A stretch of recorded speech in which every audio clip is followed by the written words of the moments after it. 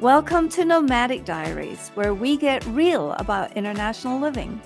Whether you're building a career in Barcelona, seeking community in Singapore, or explaining to your kids why you're moving again, you are not alone. Join me for honest conversations with global authors and researchers, and citizens who've been there, done that, and are still figuring it out. Ready to turn your overseas challenges into opportunities? Find Nomadic Diaries wherever you get your podcasts. Chris O'Shaughnessy, thank you so much for being here today and taking the time, putting in the intention, and showing up from the other side of the world for Nomadic Diaries. Thank you so much. Oh, it's an honor and a pleasure. Absolute honor and a pleasure. Thanks for having me. Oh, you're welcome. We always have fun in our conversation. Well, hopefully we're serving up something that is valuable and top of mind for expats and repats around the world. I have a couple of questions for you. I'm sitting right now in the Pacific Northwest in North America, and I am wondering what trends and what is uppermost on people's minds who are overseas when they're looking back at all the geopolitical situation, tariffs. I want to hear, what are people talking about in the coffee shops? Definitely, definitely overseas, there's a lot of attention being paid because it is. There's a lot going on. I definitely have noticed, within the expat sphere, a lot of the normal predictable patterns have been interrupted a bit. And so because of that, there's sort of a heightened level of uncertainty. Certain organizations that I work with have had to send people home at much shorter notice, and so transition has been of a much higher priority. Sort of the request for information about, whoa, how do we do transition quickly? How do we do transition that we didn't necessarily have time to plan for? Those sorts of conversations are happening far more frequently now. So it's almost the dealing with the unknown, I think, has definitely gone up. Do you believe that there's a sort of a low level of relocations going on? I mean, are people actually moving or are they preparing to move? From what I've seen, there's quite a few people actually moving, just because again, the level of uncertainty. I think depending on the type of organization people work for. I mean, government organizations, some of those I've seen moves that weren't expected had to take place, whether it's businesses, Sure. nonprofits, those sorts of things. Even those, some agencies and organizations seem to be trying to get ahead of the curve. So they're Yes, sort of planning ahead and saying, right. okay, we're going to do our best to, stabilize based on what we think is coming. I think it's been a mix. There's certainly more attention being paid to, let's prepare now Yes, for good. more transients down the road. But I think there's also a fair amount of, whoa, transients is a change we weren't expecting is happening right now. What do we do about it? And what do you think is the biggest subject on people's minds? What are they most concerned about? Are most of these people coming back to the US or are they going to other countries? Are you seeing it being US centric? Oh goodness, I think it all depends. I'm from what I'm exposed to, and from sort of Mhm. the people that I see, it's a little bit of both. I think repatriation has become a much bigger topic, which is an important one because it's one that quite a lot of times catches people off guard. It's so easy to assume that going back from whence you came is going to be easier because you sort of think, oh, I came from there, I got this. Yeah. When I think people in the relocation world, realize very well that actually repatriation, returning home, oftentimes people say that they had a harder time doing that than they did, doing an international move. Because in international move, you know that you don't know. I think repatriation, a lot of people get cut off by the fact that, they don't know, but they think they do. They don't know how their country has changed while they've been gone. They don't know how much they have changed being gone. And so they're more caught off guard by it. So it is. I think it's a mix. I definitely see, some I've known of quite a lot of U.S. families who have repatriated that maybe weren't expecting to do so, and even in other countries, and some of that it's hard to say the cause of all of it. I mean, there's so many things going on in The so many driving force. places. Yeah. Yeah. Yeah, and everything Hmm. is definitely interconnected. So, but I think it's a combination of political shifts and changes, socioeconomic shifts and changes, changes in various industries and businesses, and it seems like a lot is happening all at once, and so it is. So many people are sort of looking at this and trying to think, all right, how do we plan for the future if this level of change keeps up, or what do we do in the right now with change going on? Sure. So it's a tremendous feeling of being unsettled. Yes, I definitely think there's a lot of that. Do you have one piece of advice that you notice yourself dispensing regularly? Oh goodness. Well, I think beyond, like I said, with all the repatriation that's happening, um, the general piece of advice there really is that bear in mind repatriation is oftentimes seen as harder than an actual move. So I think, in that specific fear, I think in general, I'm always a huge fan of the idea that we can improve our ability to deal with situations when we learn to process intellectually what we're doing intuitively. And so, regardless of whether it's repatriating, just dealing with change, which the reality is there's always going to be, change that either we Yes. didn't anticipate, didn't expect, or, what have you. Yeah. So it's dealing with change is just part of life. I think it's the speed of change that throws us off. It's slower change. We're like, okay, got this. Faster change, throws us off. But regardless of the speed of change, I do. Mm. I love the adage of trying to process intellectually what you're doing intuitively. And if change has sped up around you and you're having to deal with it, I think that actually taking a breather to go, okay, and it can start as simple as being able to sort of name your feelings, but anything we do to help get that intuition happening inside to get it outside of us, because obviously change is stressful. So, we know that, but if we don't unpack it any further, stress stays quite ambiguous. Being able to sort of pull that out helps us to deal with it better, to be able to say, okay, yes, stress is it's this the change is stressful, but what am I stressed about? Am I stressed because Yeah. of the uncertainty financially? Am I stressed because I'm going to feel isolated socially? Am I stressed because I'm worried about my career? And maybe it's all of those things, but being able to name them, I think, then helps us also to deal more specifically with them. And if stress is the cause for us having to take action, then resilience in some ways would be, what we're hoping for. We want to be resilient when it comes to dealing with change.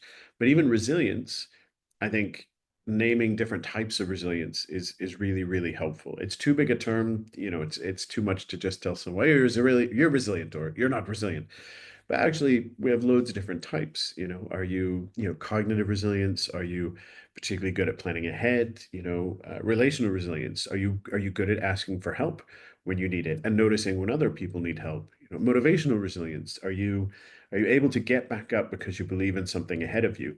And applying those, being more specific with what we're stressed about, helps us address more specifically how to deal with those stresses. So being able to recognize in the unknown, I like to be a planner, and that's being inhibited. Well, then, actually, the great thing about being human is that perception is leaky. And so, if there's a lot we just can't plan for, we actually can relieve some stress by planning for other things within our control. Or if it's that, we're worried about being disconnected, there are things you can do in advance. You can set up in advance and schedule time to be like, look, I'm moving into the unknown. Here's a schedule for me to keep in touch with friends from, so various things I do. But I think the root of it, being able to, process intellectually, give language to what's happening Yes. intuitively is Articulating. pretty important. Yeah, Mm, mm. that was a long answer. Whew. Well, no, I think there's a lot of gems in there. Did you say perception is leaky, or what did you say I leaks? did, yeah. Perception, which I think is really funny. Perception is leaky. And there's loads of clever studies that talk about this in humans. Um, but we can use it to our advantage. And I Yeah. think there's some really good TED Talks about it. I think there's a great one. It's not even the main point of the TED Talk, but a guy named Rory Sutherland, who he's with Ogilvy Advertising.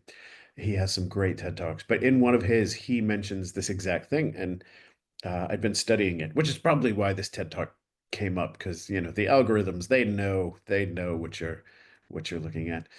And so this TED Talk came up, and he gives the example of how food is a great example of leaky perception. That he specifically says, you can have a Michelin starred meal, but if you ate it in a sewer, your experience is going to be ruined, because the meal is so much more than just taste. Yes. And he Yes. mentions, if you get your car worked on, and they do a quick cleanup of the inside of your car. You get your Yeah. oil changed or brakes fixed or whatever, and they vacuum out the inside. We sort of have this. We feel like our car is running so much better because it's clean. So the Yes. perception of cleanliness leaks over into our perception of performance. Um, and so it is, and I think because that is a funny human trait, we can use it to our advantage. So if perception is leaky, then, usually we see that as a bad thing. Like I said, we'd say, oh, great meal, but the atmosphere ruined it.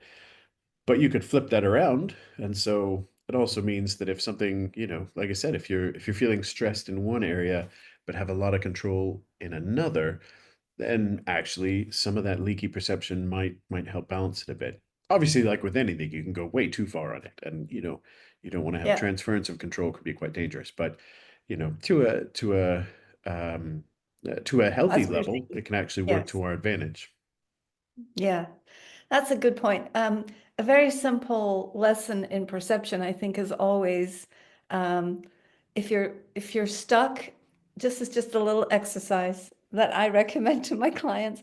If you're stuck in one place and you just can't see it any differently, write it down, sit on one side of the table and write it all down. And then move to the other side of the table, or better still, move to another part of the house, or better still, go outside in the garden and tell me the Yeah, same thing again. And then look at the difference. And this is one of the things that moving does for us that yeah, we're yeah. not This is aware very of, true. right? Yeah, this is very true. So perception is one of the six mental faculties that I love to talk about. So I'm so glad that Oh, you brought this up because well, this look is at that. very brainy and hopefully helpful to people. So my next question would be, how do you find your talks are changing this year? I mean, you are an expert and you are a thought um, leader in many respects in the international school communities. And so I'm just really interested in, as a leader in that environment, where is your mind shifting to? I know these shifts are tiny, and I know that they are, like you said, they're intuitive. They come from the inside of our body, so it's important to articulate them and to move with them and to take the action. And I bet you're doing all that. So tell me, can you just give me a little snapshot of how things might be different this year? Oh, yeah. Well, I mean, it's very kind of you to say. I think one of the huge benefits that I have is I would say I get to be a cross pollinator. Yes. I would love to say that I'm marvelously clever and just come up with everything, but that's not true. But I do get to see best practices in a lot of different places, and I get to be a bit of a connector to sort of share those. Because there's creative work being done at schools all over the place. So if I think Yes. about sort of the sum of what I'm seeing there, I think there's I think there's a really I think there's a good trend that I've seen for a while now about an increase as far as not just student involvement, but student leadership. Um, and so, because I've always been a big fan of not just talking about TCKs, but talking to them. And Yes. so, in schools, my favorite thing to do at a school is to get to be able to speak to students, parents, and teachers, because there's good there where you got consistent language for, kind of all of those groups. They've got, some consistent language to continue with. Um, but I do think there's a growing trend of helping introduce a sense of ownership and helping introduce more student leadership. And so, um, which I think is a great evolution to watch. And I think Mm. it's a natural evolution as we get more concepts out and more information, more concepts become contextualized.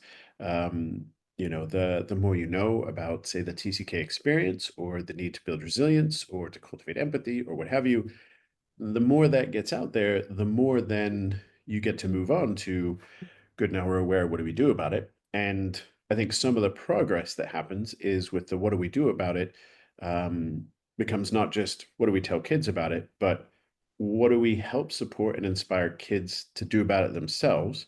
Because they're going to be, the best advocates in their own community for it. And I Yeah. think really successful schools are ones that they have empowered their students with enough sort of ownership and support to be able to say, yeah, what do you, now that you understand these things are important, what is it you're going to do about it? And so everything from, I've seen a lot of increase in things like student ambassador programs, and just a lot more of, again, sort of that freedom for a school to sort of hand things over to students and say, okay, what is it you want to do about what in your mind, dear Mhm. students, would help now that we've identified something that needs to happen.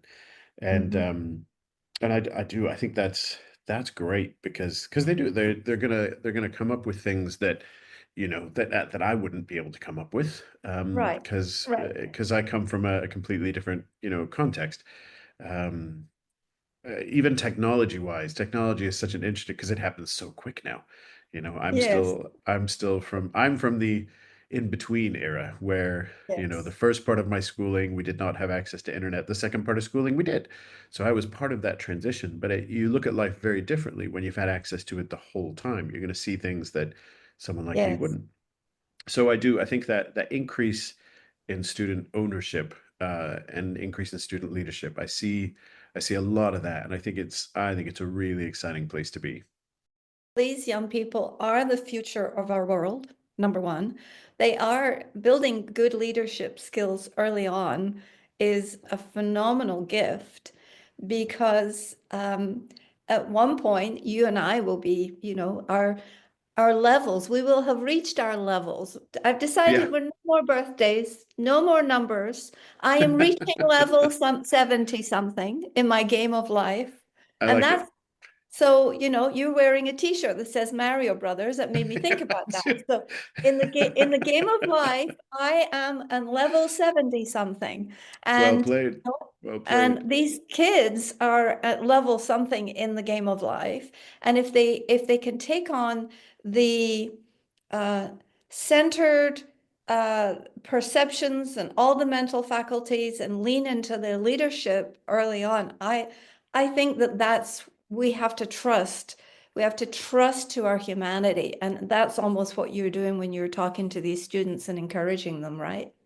Yeah, it's very, very true. And they do. I think I'm pleased to say I'm very hopeful because, the getting to work with students, I see a lot of creativity and I see a lot of hope. I see a lot of Good. the same things that I think adults are like, well, things are a bit of a mess. Not that students don't, also see a mess, but Yeah. they do. There's more of a perspective of, yeah, I mean, you think Yeah. about it, they've come through Yeah. the word unprecedented. It doesn't even mean anything to them anymore. Students now have been through an unprecedented global pandemic, an unprecedented increase in information technology, the unprecedented burst of artificial intelligence. They probably yearn for something precedented at this point. But I think that, Could we just stay boring for a while? yeah, just a little boring would be great. But because of that, because they've been through so much non-boring, not that that isn't stressful, that would be, it's painting too rosy a picture to say that doesn't cause stress. It certainly does.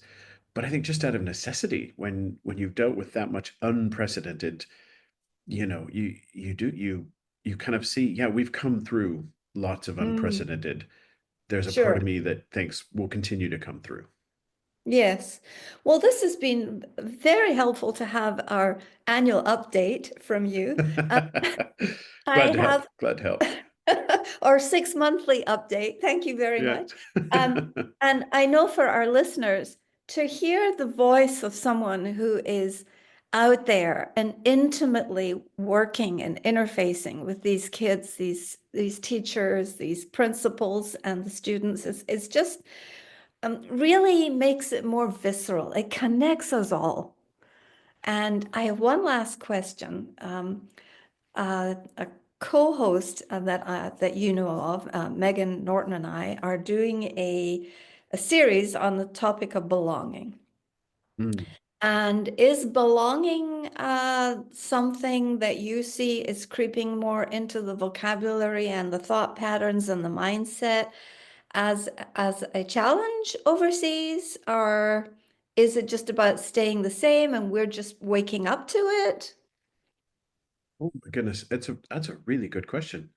I think there's been I do think it's progressed to be honest. I think there's greater there's greater appreciation for a sense of belonging just because um Yeah, in yeah. some ways there's more challenges to it. In some ways it's become harder to belong. But Mhm. I say that with the caveat that some of that is linguistics have changed and things like that. And so I think some of the challenge that comes with belonging comes from using terms or using systems or using standards that maybe are less relevant now. Which is a hard thing to hear. But at the same time, as our understanding, as the modes that we communicate and interact, and even the modes that we use to be interdependent, as those things change, I think the concept of belonging changes. And I think the or maybe the expression of belonging changes. The concept, I think, is always going to be, it's a basic human need to belong. But I think Mhm. the exciting thing is watching the expressions of it change, and it's a mix. It's a mix of being able to pull out the pieces, the sort of time honored and constant. What does healthy belonging really look like? And I would argue it has to involve some degree of interdependence. It has to involve some degree of a shared belief or value or vision, or it's belonging has a lot to do with what you share in, and again that interdependence. But again, the methodology for that, so a lot more methodologies are open to us. Um, and so it is, and some of some of the technology plays a big part in that. And some technology, in some ways, it provides some challenges, but in some ways, exciting new opportunities. And so with that, it's a very complicated space It because is. it's both giving Yeah. and taking. So I Yeah. do I think there's definitely more there's more appreciation for the need to belong, and I mean, almost as I said before, a little more creativity, um and again in ways that I think as adults, yeah, things that I wouldn't have thought of. I'm old, I'm set in my ways. I mean, I try not to be, but the baseline that I'm coming from is established. So I have to work to expand. Um, Whereas for these young people, again, they've been through so many unprecedented things, and so even the Mhm. evolution of how we express belonging, I think they're less threatened by. You heard it here, ladies and gentlemen, on Nomadic Diaries. This is the brilliant Chris O'Shaughnessy, who has just been dropping us about 30 minutes of truth bombs along the way. Much to think about. The greater appreciation of the standards are less relevant now, and lots of things that I will have to go back and dig through. And thank you so much for the reference to the TED Talk. with Rory Sutherland. Are there any other resources that you find yourself sharing regularly with people other than your amazing book? You- And tell us the name of your book. Yes, yeah, Arrivals, Departures, and the Adventures in Between. Which was it was such a fun book to write. I mean, there's an explosion in some way of resources. The fact that there's podcasts like yours, the fact that there's a lot more people contributing, in this sphere and getting information out. And so, gosh, I'm a big fan of that. So I do Good. I think the list of books that I'm recommending um, grows grows exponentially. And there are Well, I'd love there's for you to send a couple and then I can I include them in, will. I'll Yeah, I'll include them send in a the show list. notes. I'll send a list. I'll send a list because I there's love, so many good yeah, things. Like I said, I'm really I get to do good cross pollination. That's really, what I yeah. get to do is find all these other people doing great things and try to say, whoa, everyone should know about these great things. So I'll Thank you. gladly send you some. I will just imagine you like being a busy bee, cross-pollinating all these communities and the minds and the hearts of these expatriates and people who are digital nomads, global nomads, whatever title you call yourself. You heard it here in Nomadic Diaries. We're so appreciative for your time. Thank you for spending time with us, Chris. Oh, my pleasure. Thank you so much for having me.